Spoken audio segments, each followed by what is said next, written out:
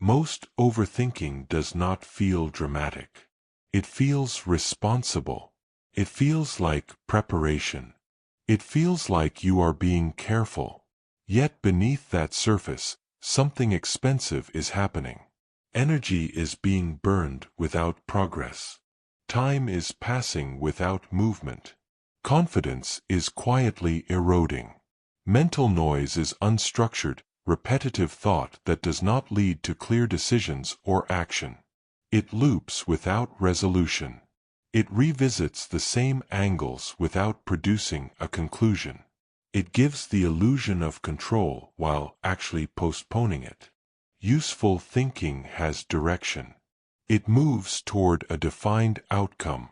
It asks a question, gathers relevant information, and arrives somewhere specific. Mental noise has no such discipline. It circles. Consider a simple example. You send a message to a colleague about a proposal. An hour passes without a reply. A thought appears, maybe they disliked it. Another follows, maybe it was unclear. Then another, maybe you sounded too confident. Soon you are replaying the wording, imagining their facial expression, predicting a difficult conversation. Nothing has changed in reality. No new information has arrived. Yet internally, a full scenario has been constructed and rehearsed. Your body tightens. Your focus shifts away from your actual work. Productivity drops. The message remains unanswered, but your mind is now exhausted. This is the hidden cost. Overthinking does not only delay decisions. It consumes attention capital, the limited cognitive resource that must be invested intentionally. Every minute spent rehearsing imaginary outcomes is a minute not invested in execution. Attention, once fragmented, rarely returns at full strength. Another cost is the erosion of self-trust. When you repeatedly analyze without acting, you send yourself a subtle message: I am not ready. I need more certainty. I cannot move yet. Over time, hesitation becomes your default posture. Even small decisions begin to feel heavy. Mental noise often disguises itself as thoroughness. Thoroughness has structure. It has criteria. It knows what it is looking for. Noise has none of these. It expands to fill empty space. It thrives in ambiguity. When there is no defined endpoint for thinking, the mind keeps generating possibilities, most of them irrelevant. The deeper issue is not intelligence. Intelligent people often overthink more because they can generate more scenarios. The issue is the absence of boundaries. A mind without boundaries will attempt to solve every hypothetical problem at once. Picture a manager preparing for a performance review with a team member. Instead of clarifying the 2 or 3 key points that need to be addressed, he spends days mentally simulating every possible reaction. He imagines defensiveness, silence, anger, even resignation. He rehearses explanations, counterarguments, apologies. By the time the meeting arrives, he is drained. During the actual conversation, none of the extreme reactions occur. The employee listens, responds thoughtfully, and the discussion concludes calmly. The manager realizes he suffered more in imagination than reality required. The overthinking did not improve the outcome. It only reduced his composure. This pattern repeats in relationships, career decisions, creative work, even small daily choices. The mind seeks total certainty in a world that does not provide it. When certainty is unavailable, it substitutes activity. Thinking feels like movement, even when it leads nowhere. Calm execution begins by recognizing that not all thought deserves equal respect. Some thoughts are tools. Others are noise. Tools are picked up with intention and put down when the job is complete. Noise plays in the background, distracting and draining. The first shift is subtle but powerful. Instead of asking, "How do I stop thinking so much?" ask, "Is this line of thought producing a decision or action?" If the answer is no, you are likely inside mental noise. A practical drill can make this distinction tangible. At the end of each day, choose one moment when you felt mentally stuck. Write down, in 1 or 2 sentences, what decision or action was actually required. Then write down how much time you spent thinking about it. Finally, note whether that extra thinking improved the quality of the outcome.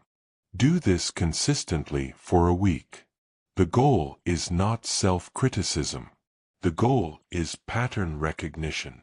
You will begin to see how often thinking extends far beyond its usefulness. Once you see the pattern, something changes. You stop being impressed by your own mental activity. You begin to value resolution over rumination, clarity over complexity. Calm execution is not about suppressing thought. It is about structuring it. It is about giving your mind a job description instead of allowing it to wander unsupervised. When thinking has a clear purpose and a defined endpoint, it becomes powerful. When it does not, it becomes noise. Mental noise drains energy, fragments attention, and weakens self-trust. Recognizing it is the first act of discipline. From that awareness, a more deliberate relationship with thought becomes possible. Mental noise thrives in ambiguity. When the target is unclear, the mind keeps searching. It scans for angles, risks, hidden variables. It attempts to compensate for a missing definition by generating more thought. The solution is not more analysis. The solution is clarity. Clarity is not intensity. It is precision. It answers a simple question: what exactly am I trying to achieve? Without that answer, effort scatters. The execution threshold is the minimum clarity required before taking action. It does not demand perfect information. It requires enough definition to move forward intelligently. Many people delay action because they believe they need total confidence. In reality, they have not reached their execution threshold because the outcome itself remains vague. A common example appears in career decisions. Someone says, "I want a better job." That statement is emotionally real but structurally useless. Better in what way? Compensation, autonomy, meaning, flexibility, status? Without specifying the variable, the mind keeps comparing endless possibilities. Every job description triggers a new internal debate. Weeks pass in research without a single application sent. Contrast this with a sharper frame. I want a role where I manage projects directly and earn at least 10% more than I do now. Suddenly, options narrow. Decisions become measurable. Action becomes possible. The mind relaxes because the target is visible. Ambiguity creates friction. Friction increases hesitation. Hesitation invites overthinking. Clarity also applies to conversations. Before entering an important discussion, many people focus on what they fear might happen rather than what they intend to accomplish. They replay potential misunderstandings, tone shifts, or objections. Yet they cannot articulate the single outcome they want from the interaction. Imagine a woman preparing to speak with her business partner about missed deadlines. 4 days, she replays previous tensions. She imagines defensiveness. She edits and re-edits sentences in her head. Her stress builds. The night before the meeting, she pauses and writes one sentence. By the end of this conversation, we will agree on a clear delivery timeline for the next quarter. That sentence changes her posture. During the meeting, whenever the discussion drifts into blame or past grievances, she redirects gently toward the timeline. The conversation remains grounded. They leave with a shared document and defined dates. The clarity of intent prevented escalation and shortened the exchange. The outcome required firmness, but not excess analysis. Clarity reduces emotional load because it filters relevance. When the outcome is defined, only information related to that outcome matters. Everything else is noise. There is also a difference between outcome clarity and process clarity. Outcome clarity defines what success looks like. Process clarity defines the next concrete step. Overthinking often hides in the gap between the two. A person may know the desired result but feel overwhelmed by the scale of it. The mind then attempts to solve the entire journey at once. Process clarity corrects this. It asks, what is the next visible action? Not the 10th. Not the ideal strategy 5 months from now. The next. When clarity is absent, the mind defaults to speculation. When clarity is present, attention narrows naturally. A practical drill strengthens this discipline. Whenever you notice hesitation before starting a task, pause and write 2 short statements. First, define the outcome in a single, concrete sentence. Second, define the next physical action that moves toward it, something that can be completed in less than 30 minutes. Then begin immediately after writing. Repeat this pattern daily. Over time, you will feel the difference between vague intention and defined execution. The mind will learn that movement requires structure, not emotion. Clarity does not remove uncertainty. It organizes it. There will always be unknowns. Markets shift. People react unpredictably. Plans encounter obstacles. The purpose of clarity is not to eliminate risk but to prevent unnecessary drift. A precise target also exposes unnecessary perfectionism. When you know what good enough means, you stop polishing beyond utility. The execution threshold protects against both paralysis and recklessness. It signals when thinking has done its job and action must begin. Many people believe motivation creates action. In disciplined environments, clarity creates action. Motivation fluctuates. Clarity remains available. When the mind knows what it is aiming at and what step comes next, it no longer needs to simulate every possible future. It has direction. Direction reduces friction. Reduced friction lowers the temptation to overthink. Ambiguity feeds rumination. Precision feeds execution.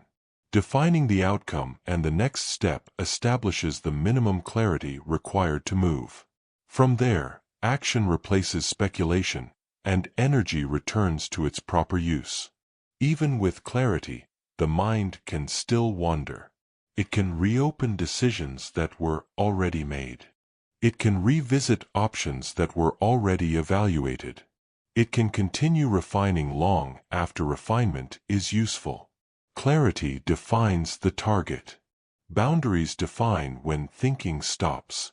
The decision container is a predefined limit on time or scope for analyzing a choice. It creates a boundary around thought. Within that boundary, you think deliberately. Outside of it, you execute. Without a container, thinking expands indefinitely. Every option can be improved. Every plan can be optimized. Every risk can be further examined. The absence of limits makes completion rare. A container can be measured in minutes, days, or criteria. The form matters less than the commitment. Once the container closes, a decision is made with the best available information.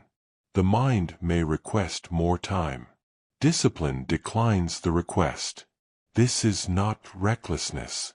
It is recognition that endless evaluation rarely produces proportionally better outcomes. In many decisions, 80% of useful insight arrives early. The remaining 20% can consume disproportionate energy. Imagine someone choosing between two job offers. Both meet the defined outcome, similar salary, growth potential, reasonable commute. After gathering the core facts, the decision could be made within 48 hours. Instead, the person spends 3 additional weeks analyzing minor details. They compare office layouts, reread company reviews, imagine future promotions, search for hidden flaws. Sleep becomes restless. Conversations revolve around hypothetical scenarios. When the final choice is made, it is based on essentially the same information available in the first week. The extra time did not produce clarity. It amplified anxiety. A decision container would have changed the experience. 2 days to gather facts. 1 day to reflect. A decision on the 4th day. Execution begins immediately after. Containers also protect small daily choices. What to wear. Which workout plan to follow. How to structure the afternoon. When these decisions are reopened repeatedly, cognitive fatigue accumulates.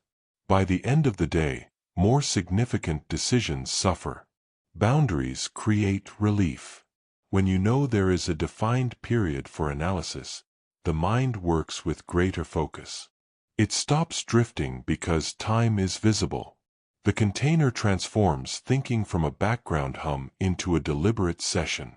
There is also a psychological benefit. Each time you close a container and act, you strengthen self-trust. You demonstrate that you can evaluate, choose, and move without revisiting. Momentum builds. Consider a team leader preparing a quarterly strategy. In previous years, planning meetings stretched endlessly. Slides were revised repeatedly. Debates circled the same themes. This time, the leader sets a container. 2 structured sessions to define priorities, 1 session to assign metrics, final approval within the week. During discussions, when new tangents arise, they are noted but not pursued beyond the agreed scope. By the end of the week, the strategy is documented and distributed. The plan is not perfect. It is clear and actionable. Over the next months, adjustments are made based on real feedback rather than hypothetical fears. Execution replaces speculation. The team experiences less confusion and more forward movement. A container does not eliminate uncertainty. It limits exposure to it. It acknowledges that thinking must serve action, not replace it. Some fear that limiting analysis means lowering standards. The opposite is often true. High standards require timely decisions. When choices linger unresolved, standards erode because energy is depleted before implementation even begins. A practical drill strengthens this habit. For the next 5 decisions you face, define the container before you begin analyzing.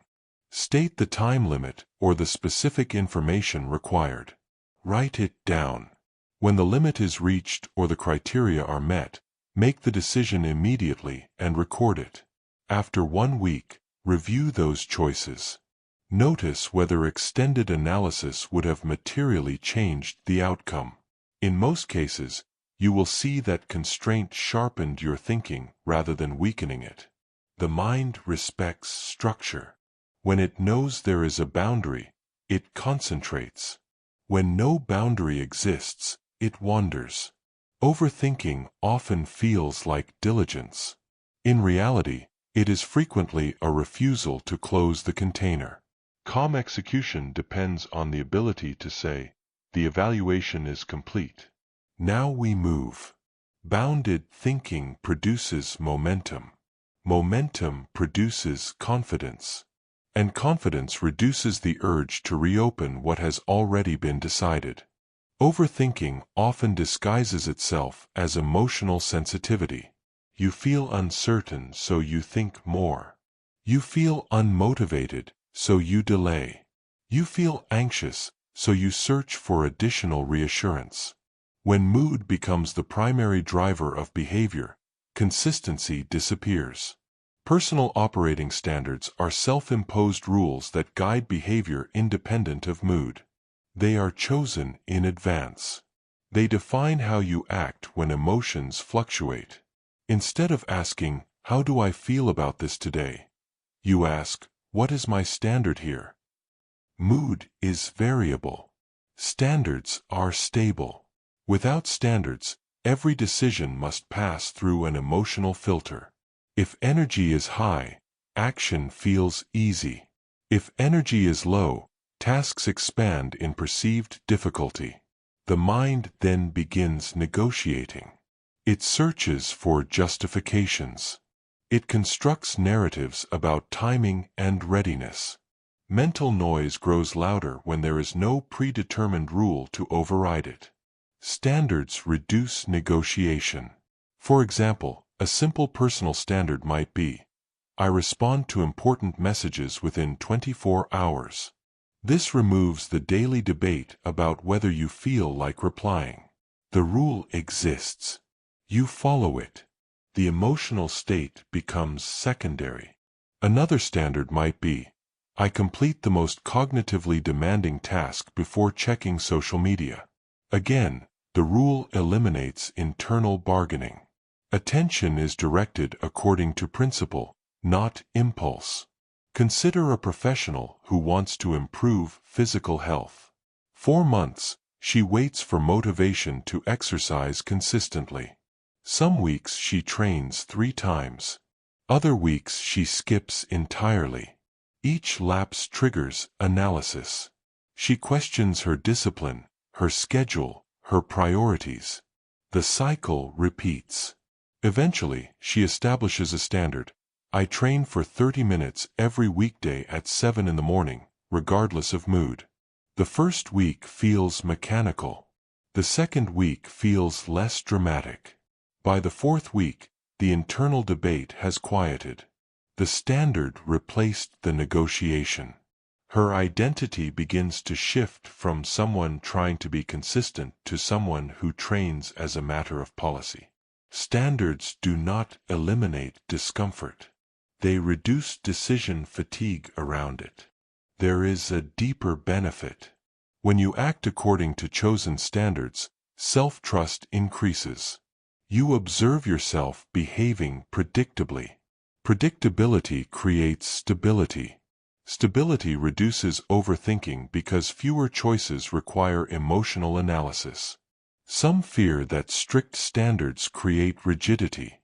In practice, well-designed standards create freedom.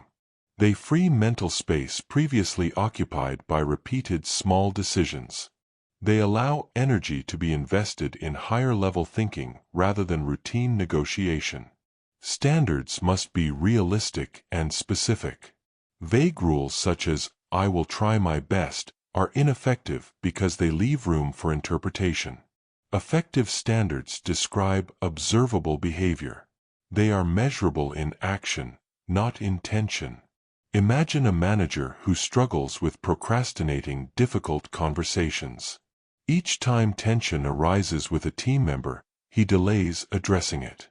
He analyzes possible reactions, imagines damage to morale, questions his timing. Weeks pass. Resentment builds. Eventually, the issue escalates and requires more force than would have been necessary earlier. After recognizing the pattern, he creates a standard. "I address performance concerns within 3 working days of noticing them." The next time a problem appears, discomfort surfaces as usual. Mental noise suggests waiting. The standard overrides the impulse. The conversation occurs sooner. It is shorter and less charged. By acting early, he prevents accumulation of stress and reduces future rumination. Standards transform action from a mood-dependent event into a disciplined routine. A practical drill can solidify this shift. Identify 3 recurring areas where you tend to overthink instead of act. For each area, Write one clear behavioral rule that removes daily negotiation. Keep the rule simple and observable. Commit to following it for 30 days without modification. During this period, do not evaluate the rule emotionally. Only evaluate compliance. At the end of the month, review the impact on your mental clarity. Notice how much less time was spent debating whether to begin. When behavior is anchored to standards, thinking becomes purposeful rather than defensive. You no longer use analysis to justify delay. You use standards to trigger movement. Emotions still exist. They provide information. They do not determine action. Consistency built on standards generates quiet confidence. Quiet confidence reduces the urge to constantly reassess. When you know how you operate, fewer decisions feel uncertain. Personal operating standards shift authority from fluctuating mood to deliberate principle. In that shift, overthinking loses much of its power. Attention is often treated as if it were unlimited. It is not. It is finite, renewable only with rest, and easily fragmented. When attention is scattered, overthinking multiplies. When attention is directed with intention, execution becomes simpler. Attention capital is the limited cognitive resource that must be invested intentionally. Like financial capital, it can be spent, wasted, or invested wisely. Every unresolved thought, every unnecessary comparison, every digital distraction draws from the same account. Most people guard their money more carefully than their attention. They track expenses. They evaluate investments. Yet they allow interruptions, notifications, and internal chatter to consume hours without resistance. Mental noise is expensive because it drains attention capital without producing returns. Focus is not merely about eliminating external distraction. It is also about filtering internal impulses. The mind constantly proposes new tasks, new worries, new ideas. Without a filter, you respond to each one. Your day becomes reactive rather than structured. A simple shift changes this dynamic. Before engaging with any task, ask whether it deserves investment from your limited capital. Not whether it is interesting. Not whether it feels urgent. Whether it aligns with your defined outcomes and standards. Consider a consultant working from home. In the middle of drafting an important report, she remembers an article someone mentioned earlier in the week. Curiosity surfaces. She opens a browser tab to search for it. One link leads to another. 20 minutes pass. When she returns to the report, mental momentum has faded. Re-entry requires additional energy. Later, she feels behind schedule and begins questioning her productivity. The initial distraction appeared harmless. The cumulative cost was significant. Now imagine the same situation with deliberate allocation. The moment curiosity arises, she notes the article title on a small pad beside her desk. She does not open a browser. She returns to the report and completes the section she intended to finish. Later, during a designated research window, she reviews the note and reads the article without guilt. The difference is not willpower alone. It is respect for attention capital. Attention multiplies when concentrated. A single uninterrupted hour often produces more meaningful progress than 3 fragmented ones.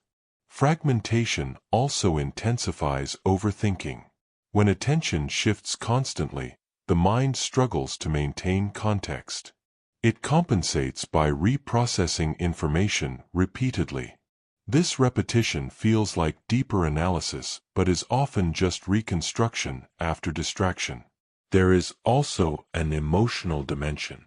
When attention is repeatedly hijacked, you experience subtle loss of control.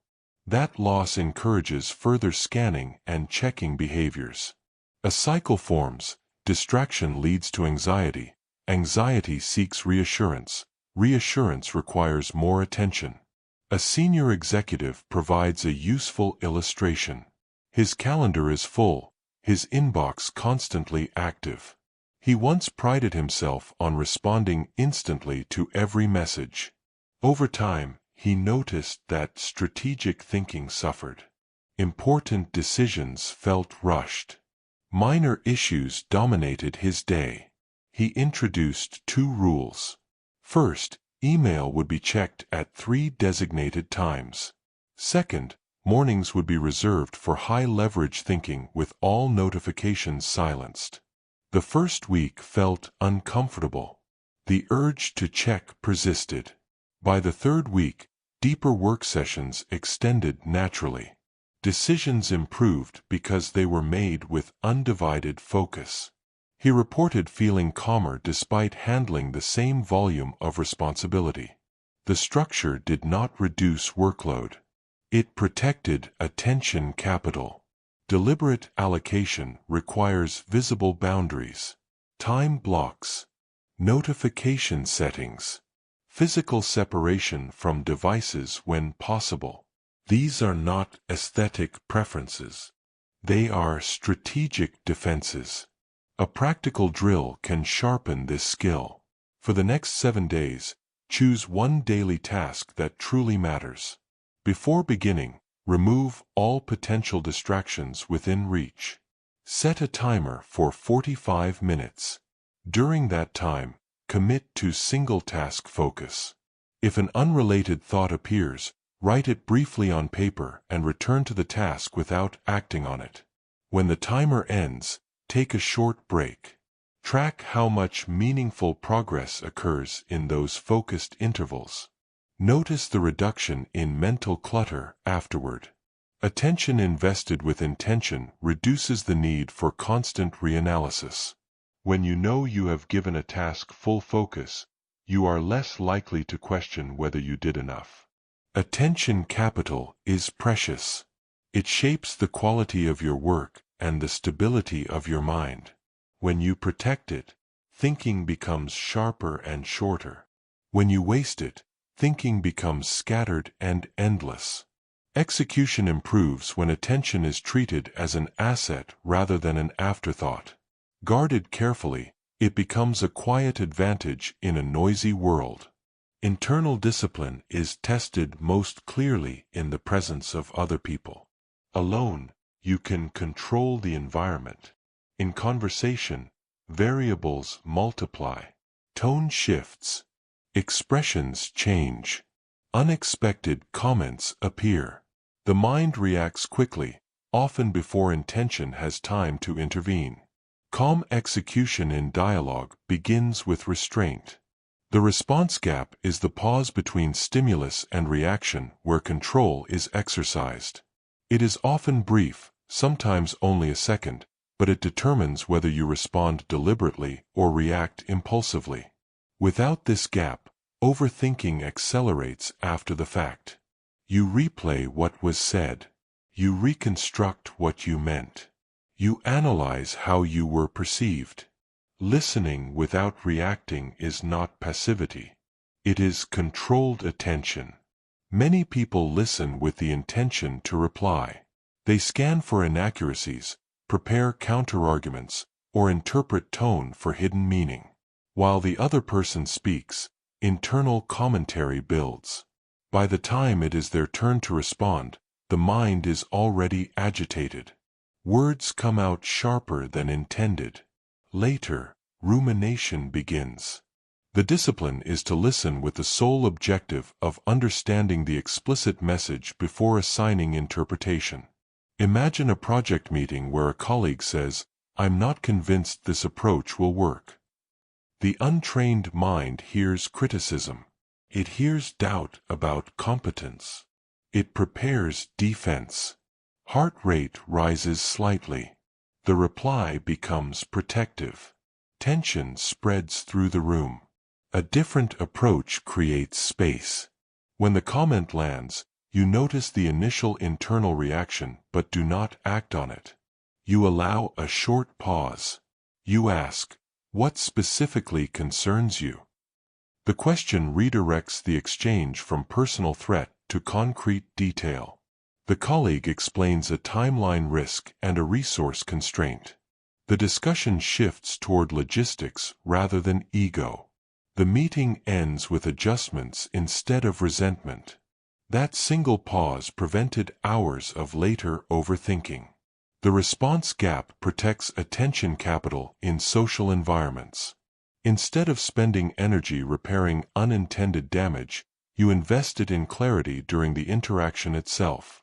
Listening also requires separating words from assumptions. Overthinking thrives on interpretation. A neutral statement can be transformed into imagined judgment within seconds. The discipline is to treat statements as data until clarified. There is strength in measured tempo. Speaking slightly slower than your impulse suggests signals control, both to yourself and to others. Rapid speech often accompanies defensive energy. Deliberate pacing reduces escalation. Consider a parent speaking with a teenager who has broken a curfew. The immediate reaction may be anger. The impulse is to lecture. Instead, the parent takes one breath before speaking.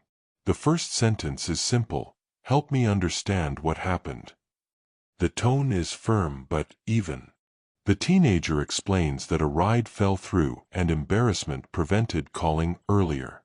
Consequences are still discussed, but the exchange remains grounded. Because the parent did not react explosively, the situation resolves without prolonged hostility. Later that evening, there is no mental replay of harsh words. The pause prevented regret.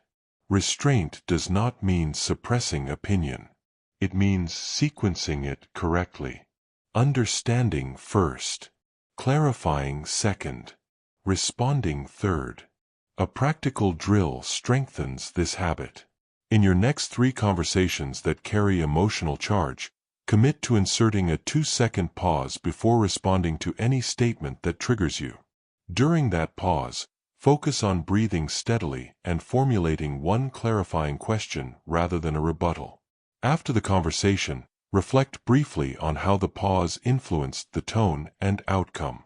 Repetition of this pattern trains the nervous system to associate tension with steadiness rather than speed. Silence, used intentionally, is powerful. It signals that you are processing rather than reacting. Many people rush to fill silence because it feels uncomfortable. Comfort with silence demonstrates composure. Overthinking after conversations usually traces back to moments of impulsive speech. Words spoken without the response gap require later repair in imagination. Words chosen deliberately rarely do. Listening without reacting builds a reputation for steadiness. Others begin to trust that their words will be heard rather than attacked. That trust reduces friction in future exchanges. Control in conversation is less about dominance and more about timing. When you manage the gap between stimulus and response, you prevent escalation before it begins. The mind remains clearer during and after the interaction. In social pressure, calm execution depends on measured attention, deliberate pacing, and disciplined pauses. The gap is small, but its impact is lasting. Disagreement is inevitable wherever standards, goals, and perspectives differ. What turns disagreement into prolonged stress is not the difference itself, but the way it is handled internally. Without structure, the mind personalizes opposition. It treats conflicting views as threats rather than variables. Structured disagreement is a method of engaging conflict through defined points rather than emotion. It separates the issue from identity. It keeps the discussion anchored to specifics instead of drifting into assumptions. When structure is absent, overthinking accelerates both during and after the exchange. You replay tone. You question whether you were respected. You analyze hidden motives. The mind tries to resolve what was never clearly defined. The first discipline in disagreement is to isolate the exact point of difference. Many arguments expand because participants address multiple issues at once. One comment about budget becomes a debate about competence. A scheduling conflict becomes a commentary on commitment. Without defined boundaries, conflict spreads. Clarity narrows the field. If someone says, "I don't agree with this direction," the response is not immediate defense. It is specification. Which part of the direction concerns you? This question transforms a vague challenge into a focused topic.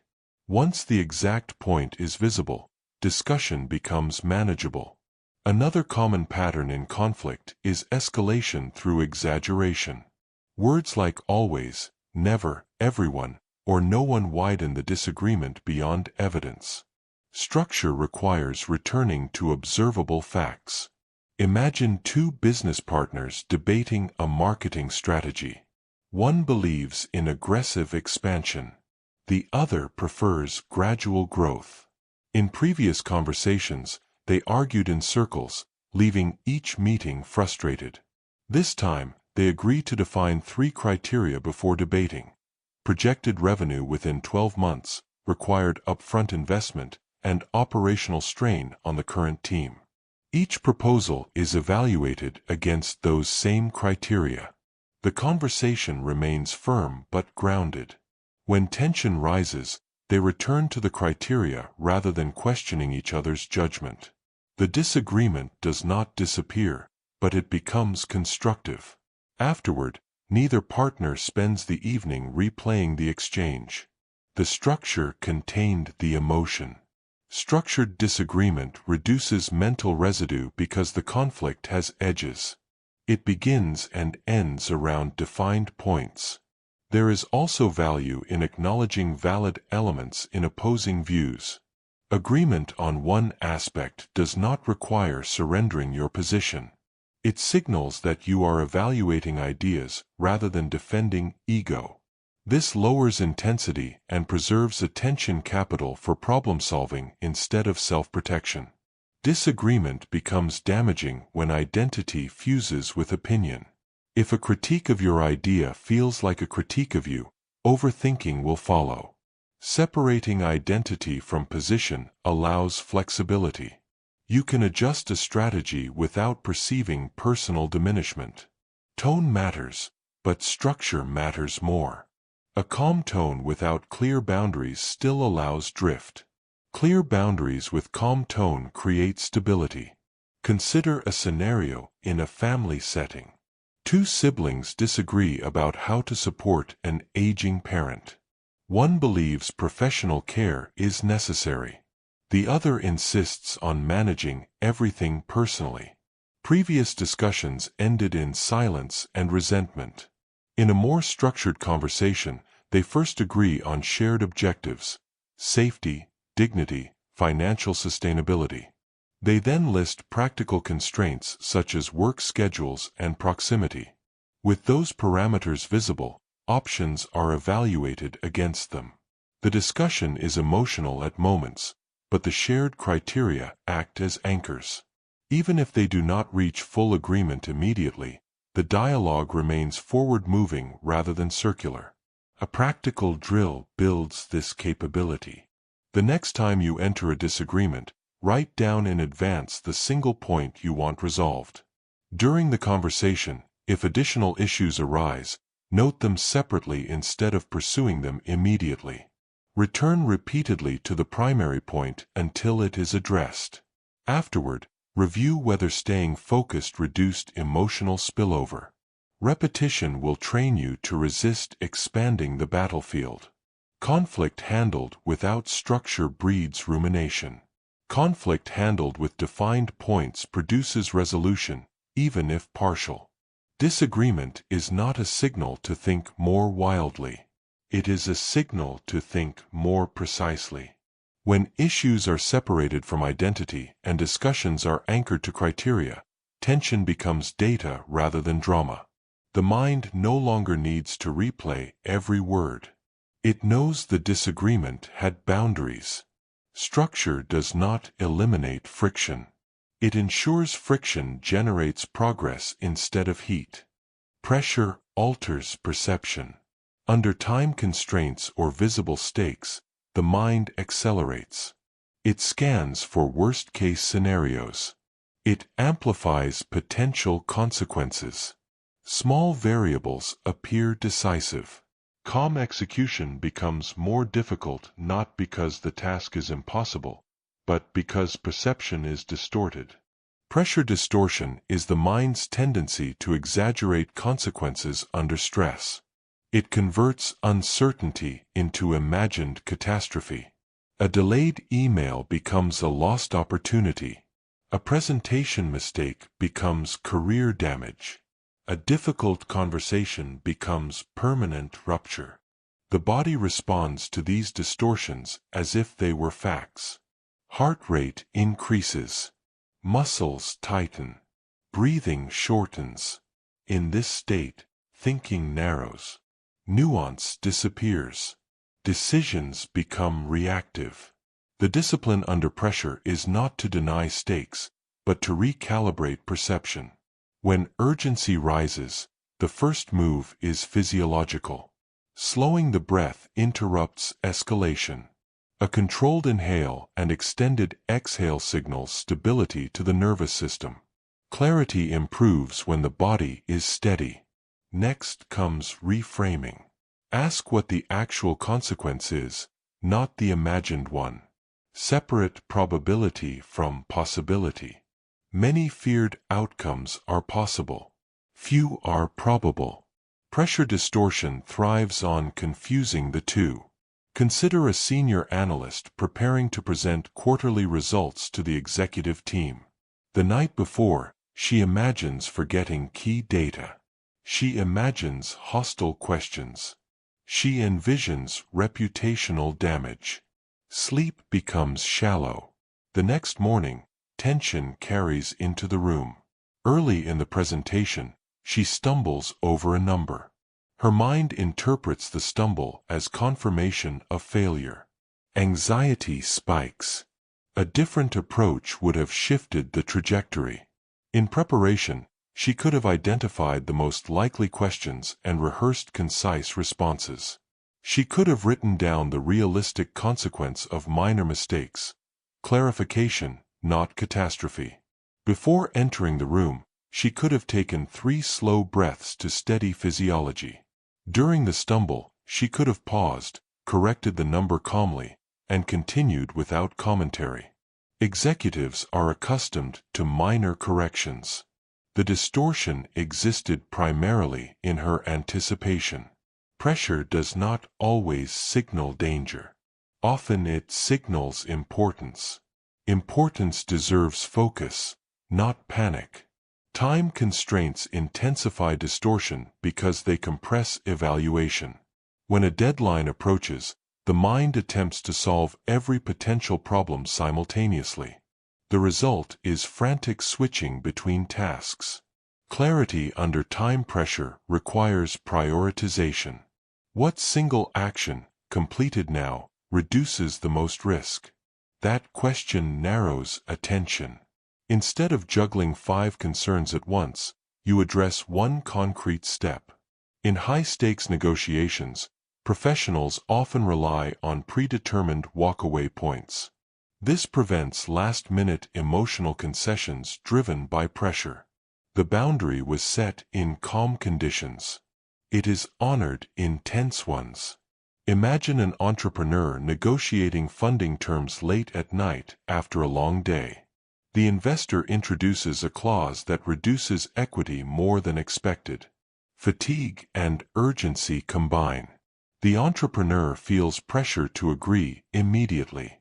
Pressure distortion whispers that refusal will eliminate the opportunity entirely. Instead of reacting, he requests a 24-hour review period, referencing a prior standard of never signing agreements without reflection. The pause restores clarity. The next day, with rested attention, he negotiates a revision to the clause. The opportunity remains intact. The distortion was urgency, not reality. Pressure becomes destructive when it dictates tempo. Calm execution requires you to control tempo wherever possible. Even brief pauses can reset trajectory. A practical drill prepares you for future stress. At the end of each week, identify one moment when you felt pressured. Write down the feared outcome at the time. Then write the actual outcome. Compare the two. Over several weeks, patterns emerge.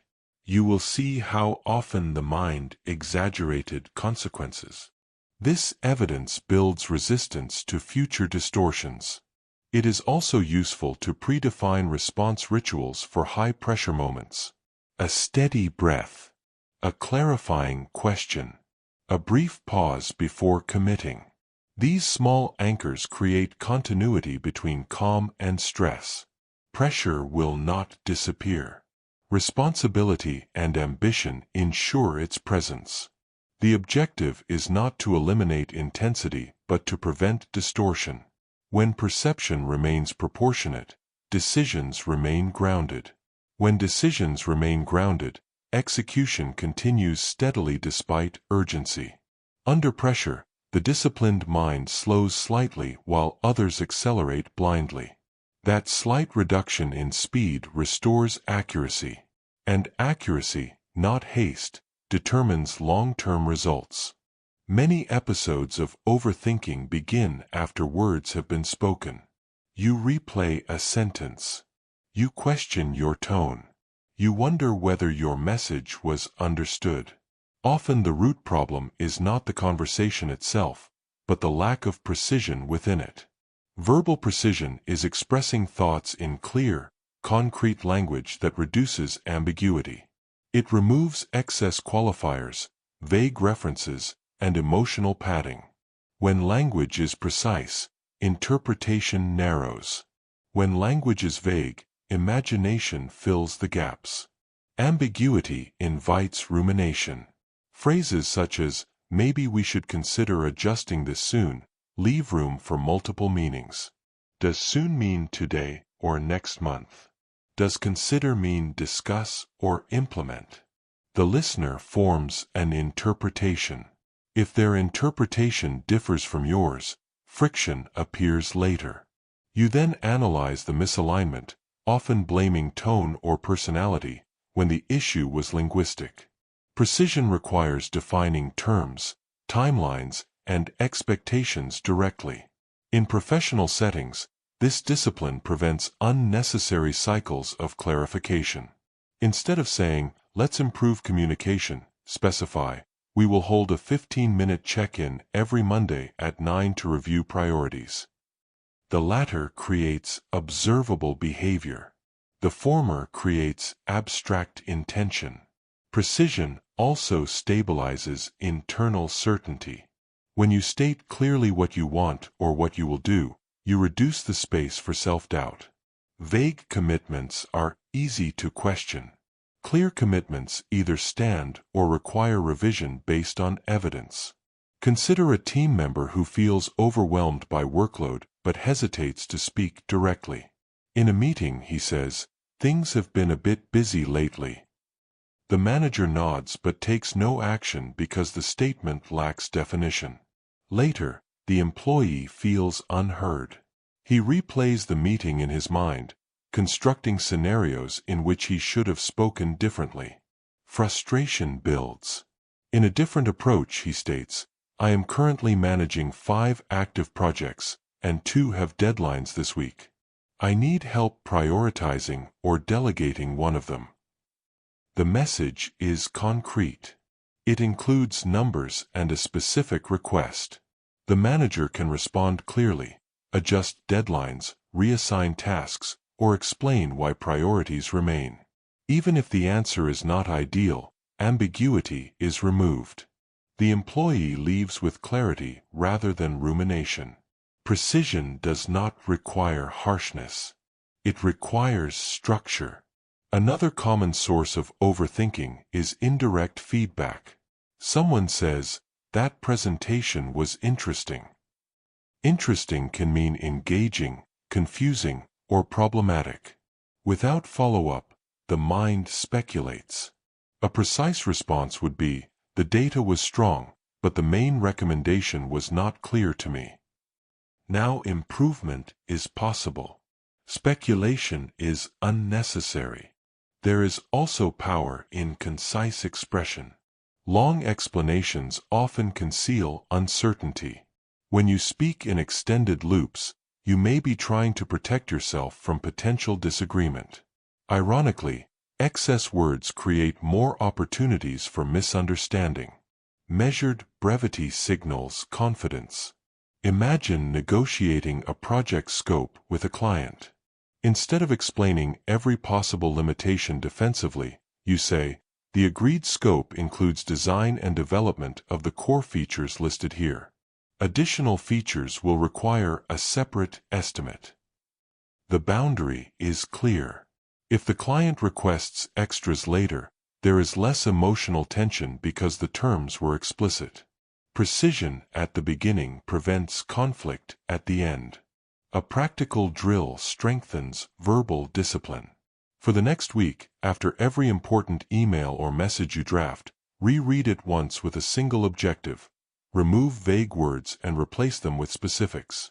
Add numbers, dates, or observable actions wherever possible.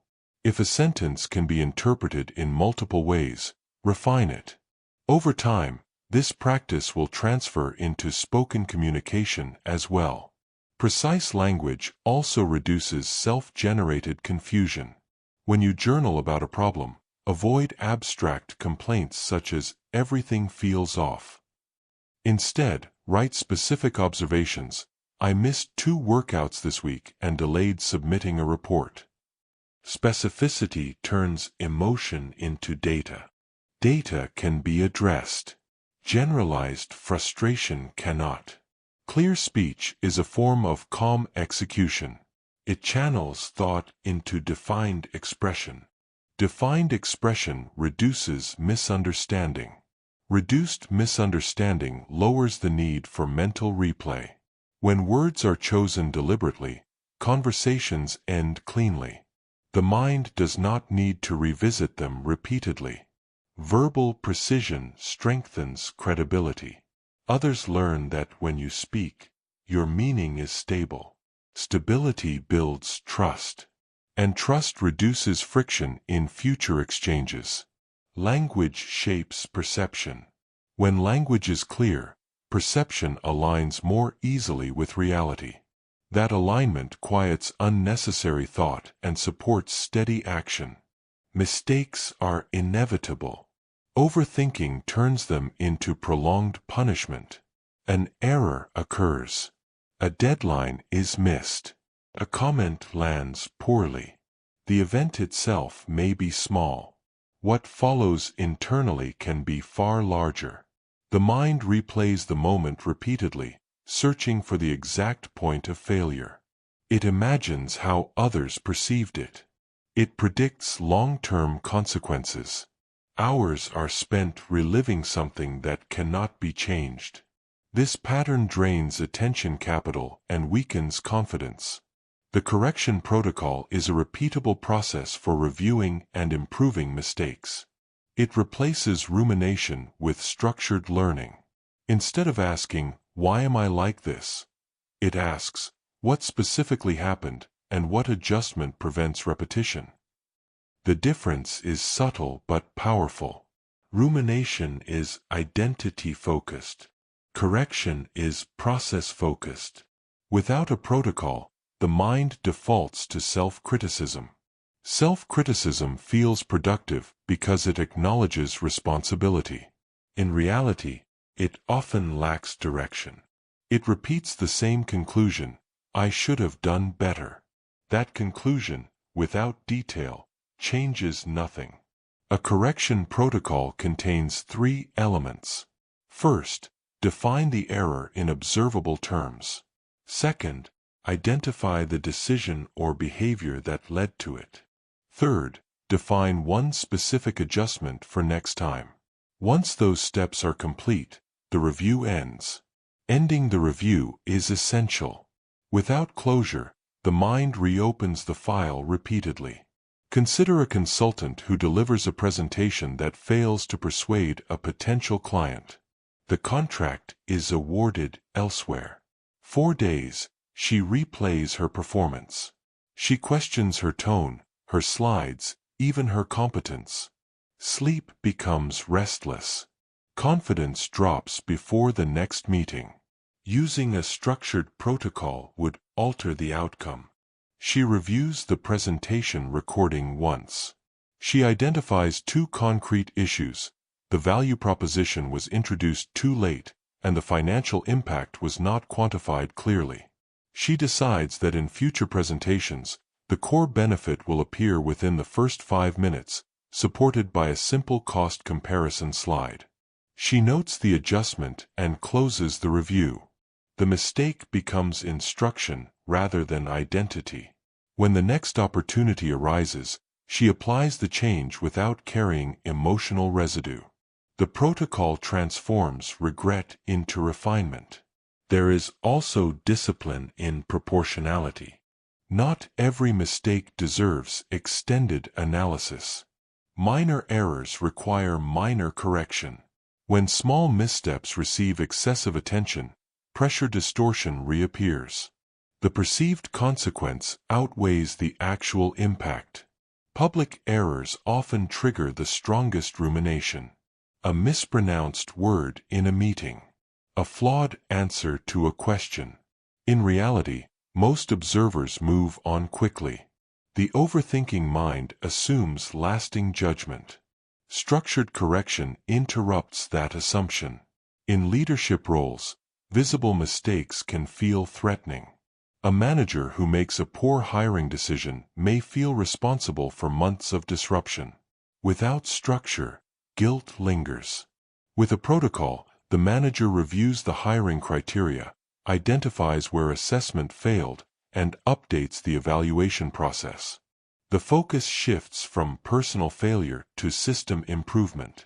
Team members observe accountability paired with action, which strengthens credibility rather than diminishing it. The protocol also prevents defensive behavior. When mistakes are processed constructively, there is less need to justify or deflect. Ownership becomes less painful because it is connected to improvement. A practical drill reinforces this habit. The next time you notice yourself replaying a mistake, write a brief correction entry. Limit yourself to 5 minutes. State the event in 1 sentence. Identify the specific misjudgment or oversight. Define the adjustment. Then physically close the notebook or document. Each time the mind attempts to reopen the loop, remind yourself that the correction has been recorded. Action has replaced rumination. Over time, this practice builds resilience. Errors lose their emotional intensity because they are consistently converted into data. Perfection is not the goal. Responsiveness is. When mistakes are handled through a clear protocol, they stop feeding overthinking. They become part of forward motion. Execution improves not because errors disappear, but because they are processed efficiently. The mind learns that setbacks lead to adjustment, not self-attack. That expectation reduces fear before future action. Calm execution includes calm recovery. The quicker you transform error into instruction, the less space remains for unnecessary mental repetition. Techniques create stability. Identity sustains it. There comes a point when calm execution is no longer something you try to practice in isolated moments. It becomes visible in how you enter rooms, how you sit, how you speak, how you handle interruption. Presence begins to reflect internal order. Embodied calm is physical and vocal steadiness that signals internal control. It is not theatrical slowness. It is the absence of unnecessary tension. Shoulders relaxed. Breathing even. Movements deliberate rather than rushed. Voice measured rather than sharp. The body often reveals mental noise before words do. Rapid gestures, fidgeting, hurried speech, constant checking of devices. These signals communicate agitation, even when the content of speech is logical. Others respond to that agitation, which then reinforces internal instability. When the body is steady, perception shifts. People listen differently. They interrupt less. They assume thoughtfulness. Embodied calm begins with awareness. Notice how you physically respond to stress. Do your shoulders rise? Does your jaw tighten? Does your speech accelerate? These patterns are not flaws. They are habits. Habits can be adjusted. Consider a department head responsible for delivering difficult organizational changes. In previous announcements, she spoke quickly, trying to move through discomfort. Employees reacted with anxiety, asking rapid-fire questions. Meetings felt chaotic. She later reviewed a recording and noticed her pace and clipped tone. For the next announcement, she made 3 adjustments. She planted both feet firmly before beginning. She reduced her speaking speed by roughly 10%. She paused briefly after key statements instead of filling silence. The content of the message was similar to prior announcements. The reaction was different. Questions came in a more orderly manner. The room felt contained. Her steadiness shaped the environment. Embodied calm is not manipulation. It is regulation. Internal calm is strengthened when the body leads rather than follows emotion. Slower breathing reduces physiological arousal. Intentional pauses interrupt impulsive speech. Direct eye contact, without aggression, signals confidence. These physical cues feed back into the mind, reinforcing composure. Identity shifts through repetition. When you consistently enter conversations with measured posture and pace, you begin to see yourself as someone who remains steady under pressure. This self-perception reduces anticipatory anxiety before future interactions. Presence also influences how conflict unfolds. A calm posture during disagreement lowers the temperature of the exchange. Others may raise their voice. You do not match it. This asymmetry often de-escalates tension without a single argument. There is a subtle authority in restraint. When you do not rush to fill silence, your words carry more weight. When you do not over-explain, your statements appear deliberate. Embodied calm amplifies verbal precision and strengthens trust. A practical drill can make this tangible. In your next important conversation, choose one physical anchor. It might be keeping your breathing slow and even, or consciously pausing for 1 full second before responding. Do not attempt to change everything at once. Focus on that single anchor throughout the interaction. Afterward, reflect on how it influenced both your internal state and the other person's behavior. Repeat in future conversations until steadiness feels natural rather than forced. Embodied calm also applies in solitary work. The way you sit at your desk, the rhythm of your typing, the transitions between tasks. Rushed physical behavior often signals scattered attention. Deliberate movement reinforces focused intent. Over time, others begin to associate you with stability. In meetings, eyes turn toward you when tension rises. In negotiations, your measured tone contrasts with urgency. This reputation is not built through dramatic gestures. It is built through consistent composure. Calm execution matures into embodied presence when technique and identity align. You no longer rely solely on mental reminders to pause or breathe. Your default state becomes steadier. A steady body supports a steady mind. A steady mind supports clear decisions.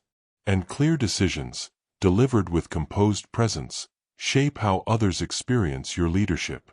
Embodied calm transforms discipline from a private effort into a visible characteristic. It signals that thought and action are aligned, even when circumstances are not. Calm execution earns its deepest value over time. Single decisions matter. Single conversations matter. Yet the true measure of discipline is consistency across weeks, months, and years. When behavior aligns repeatedly with stated intentions, something accumulates. That accumulation shapes reputation, influence, and self-respect. Trust residue is the accumulated credibility created by consistent follow-through.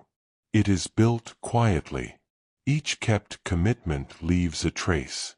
Each completed task, each honored deadline, each measured response adds another layer.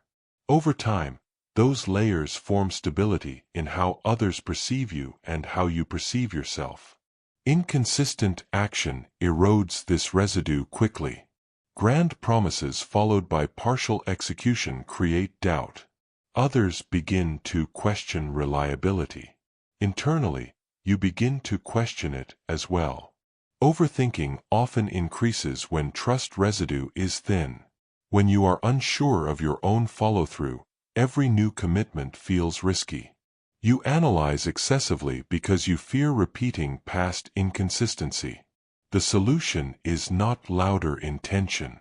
It is smaller, repeated alignment. Consider a manager who frequently announces ambitious initiatives but rarely sustains them. Teams initially respond with enthusiasm. Weeks later, priorities shift. Projects fade without closure. Gradually, the team stops fully investing.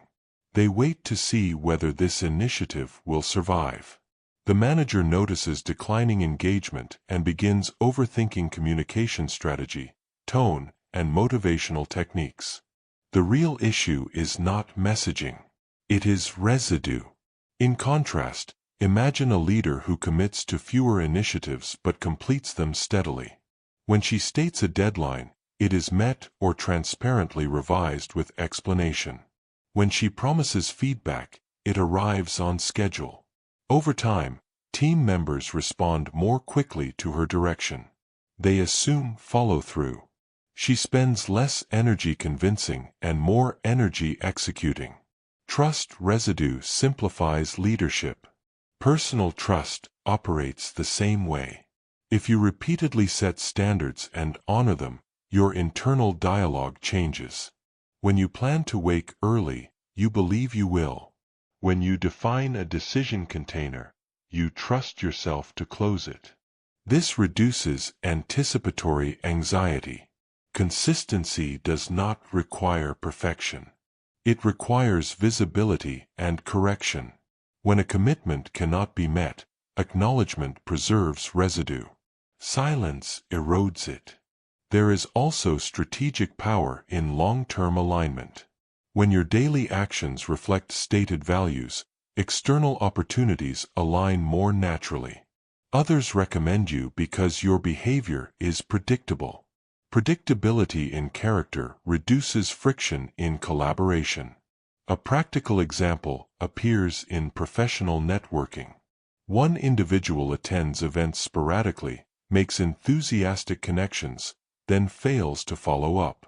Months later, he feels awkward reaching out again. He overthinks the wording of messages, worrying about appearing opportunistic. Another individual keeps a simple rule.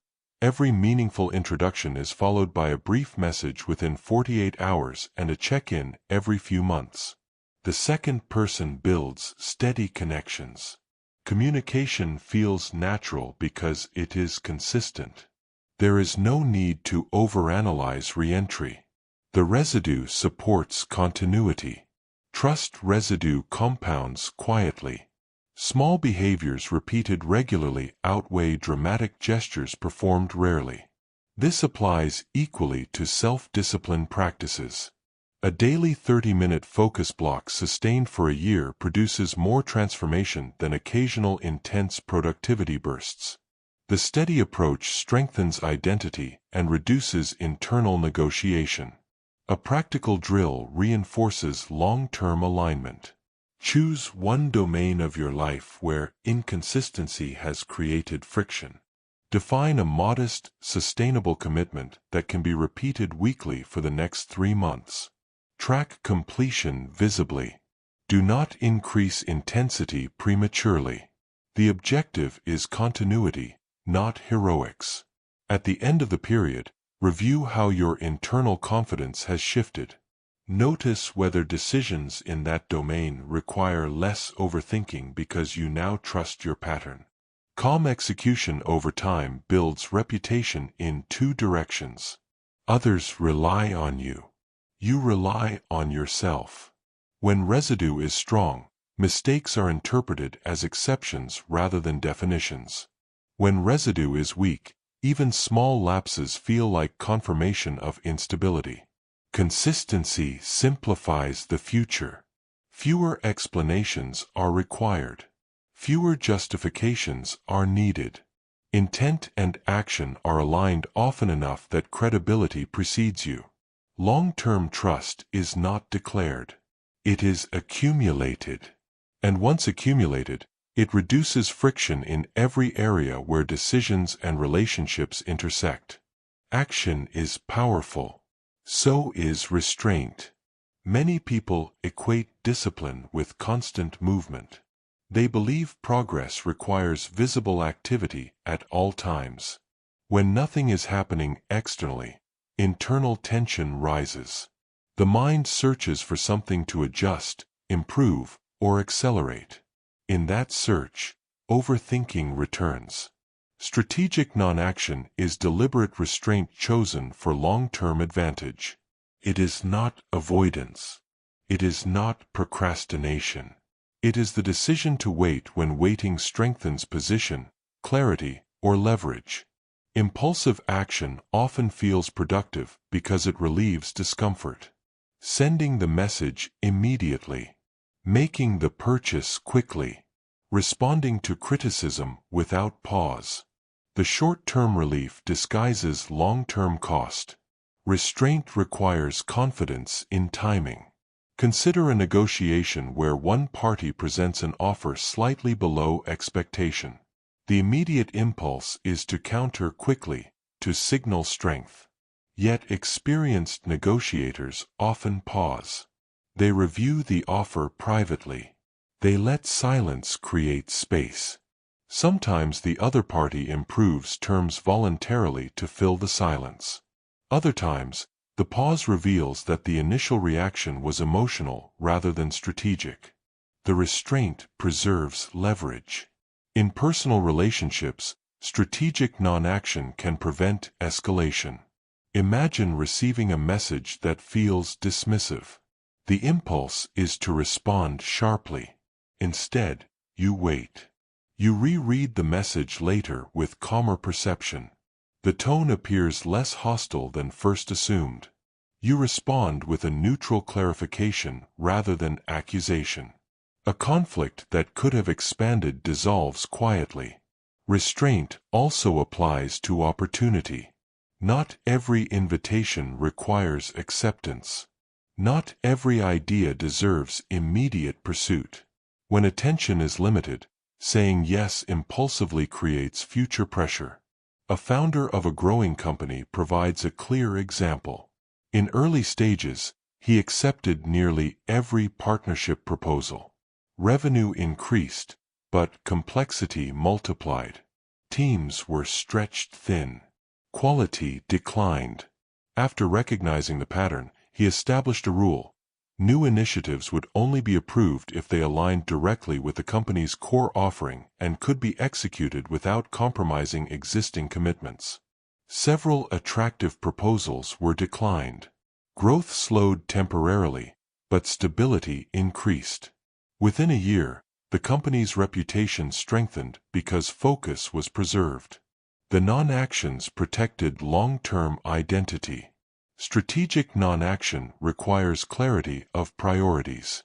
Without defined direction, waiting becomes drift. With direction, waiting becomes positioning. There is also value in allowing ideas to mature. Immediate decisions are not always superior. Some choices benefit from distance. Emotions settle. Additional information surfaces naturally. The mind processes in the background without forced analysis. Overthinking often masquerades as patience. True patience is quiet. It does not repeatedly revisit the same thought. It sets a review point and releases the issue until that time. A practical drill strengthens restraint. The next time you feel compelled to respond instantly to a non-urgent situation, impose a deliberate delay of 24 hours. During that period, do not mentally rehearse your response repeatedly. Instead, write your initial reaction once, then set it aside. Revisit it the following day and assess whether the tone and content still align with your standards. Notice how often the intensity decreases. This builds evidence that urgency is frequently emotional rather than practical. Restraint also enhances authority. When you do not react immediately to every stimulus, your actions appear considered. Others learn that your yes and your no carry weight because they are not automatic. There is a rhythm to effective execution. Periods of decisive movement are balanced by periods of evaluation and stillness. Constant acceleration leads to error. Constant hesitation leads to stagnation. Strategic non-action sits between the two. The discipline lies in distinguishing fear from strategy. Fear avoids action to escape discomfort. Strategy delays action to strengthen outcome. The external behavior may look similar. The internal intention is different. When restraint is deliberate, it reduces regret. You are less likely to correct words spoken too quickly or commitments made too loosely. Attention remains available for meaningful decisions rather than damage control. Not every silence requires filling. Not every opportunity requires pursuit. Not every challenge requires immediate confrontation. Strategic non-action protects energy, preserves leverage, and strengthens clarity. In choosing when not to move, you gain greater control over when and how you do. At the beginning, discipline feels external. You apply tools. You practice pauses. You define standards. Over time, something deeper forms. The behaviors stop feeling like techniques you are trying to remember. They start feeling like expressions of who you are. Identity anchor is a self-definition that stabilizes behavior across circumstances. It is not a slogan. It is a decision about the type of person you choose to be, especially under pressure. When identity is unclear, behavior shifts with environment. In calm settings, you are measured. Under stress, you react. In private, you maintain standards. In public, you compromise them. The inconsistency fuels overthinking because you are never certain which version of yourself will appear. An identity anchor reduces that variability. Instead of saying, "I am trying to be more disciplined," you define, "I am someone who closes decision containers," or "I am someone who responds rather than reacts." The statement is specific. It connects directly to behaviors you have practiced. It becomes a reference point during uncertainty. Identity influences action more reliably than motivation.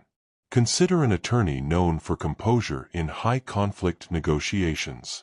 Early in her career, she relied heavily on preparation techniques to manage anxiety. Over years of consistent practice, she adopted a clear internal definition: "I am steady when others escalate." During tense discussions, this identity activates automatically. When opposing counsel raises their voice, she feels the physiological response but interprets it through her anchor. Steadiness becomes confirmation of who she is, not a strategy she must remember. Her reputation strengthens because behavior aligns predictably with identity. Identity anchors must be earned through repetition. Declaring them without evidence creates internal tension. Practicing small aligned actions builds credibility with yourself. There is also power in narrowing identity to a few core traits rather than many. Trying to be decisive, creative, empathetic, fearless, and relentless simultaneously creates confusion. Choosing 2 or 3 defining characteristics clarifies behavior. Calm, precise, consistent. These traits influence countless decisions without requiring constant analysis. When facing uncertainty, ask which choice aligns with your anchor. This question simplifies complex situations. It reduces the temptation to optimize every variable. If your anchor is steadiness, impulsive responses feel incompatible. If your anchor is reliability, casual commitments feel misaligned. Imagine a founder navigating public criticism after a product delay. Social media comments grow sharp. Investors request explanations. The impulse is to defend aggressively. Instead, he recalls his chosen anchor, transparent and composed. He releases a concise update acknowledging the delay, explaining the corrective steps, and outlining a revised timeline. He refrains from responding to hostile comments individually. The storm passes more quickly than expected. His identity-guided action more effectively than reactive strategy would have. Identity also influences long-term resilience. When setbacks occur, you interpret them through your anchor. A disciplined person sees a missed workout as a deviation to correct, not evidence of failure. A reliable person treats a missed deadline as a signal to strengthen systems, not a reason to withdraw. The internal language you use matters. Replace temporary phrases such as, "I'm trying to improve," with grounded definitions, "I operate with clarity," or "I follow through." These statements are not affirmations detached from reality. They are commitments reinforced by repeated action. A practical drill strengthens identity alignment.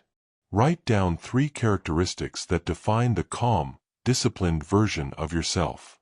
For the next 30 days, choose one daily action that visibly expresses each characteristic.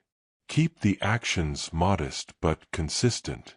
At the end of the period, review how your internal dialogue has shifted. Notice whether decisions feel less conflicted because they now align with a stable self-concept. Identity anchors reduce internal negotiation. When you know who you are, fewer options feel viable. This constraint simplifies life. It narrows choice without limiting growth. Overthinking often arises from identity ambiguity. If you are unsure of your principles, every situation demands fresh analysis. When identity is anchored, analysis becomes selective rather than exhaustive. You stop asking, "What should I do?" and start asking, "What does someone like me do here?" That shift moves discipline from effort to embodiment. Calm execution becomes less about managing thought and more about expressing character. When thought is structured, decisions are bounded, standards are stable, attention is guarded, and identity is anchored, something quiet but powerful emerges. Life begins to feel less reactive. You no longer move in response to every impulse or external shift. You move according to an internal operating rhythm. The calm execution life is not dramatic. It does not depend on constant intensity. It is steady. In this rhythm, mornings begin with clarity rather than digital noise. Work blocks are defined and protected. Conversations are entered with measured presence. Disagreements are handled with structure. Pressure is met with proportion. Mistakes are corrected efficiently. Commitments are honored consistently. Restraint is exercised when timing matters. Identity guides behavior without constant self-reminding. This way of operating compounds. Consider a professional 5 years into practicing calm execution. Early in his career, he was talented but scattered. Deadlines were met inconsistently. Conversations sometimes escalated. Opportunities were pursued impulsively. Stress followed him home. Gradually, he began applying structure. He defined outcomes before acting. He closed decision containers instead of reopening them. He established standards for response time and deep work. He protected attention. In meetings, he paused before speaking. Under criticism, he clarified rather than defended. When errors occurred, he corrected them without extended self-attack. He declined projects that diluted focus. He chose to see himself as steady and reliable. 5 years later, the external results are visible. Promotions came not because of raw intelligence alone, but because colleagues trusted his consistency. Clients described him as composed under pressure. He felt less internal turbulence. Even during demanding seasons, his routines held.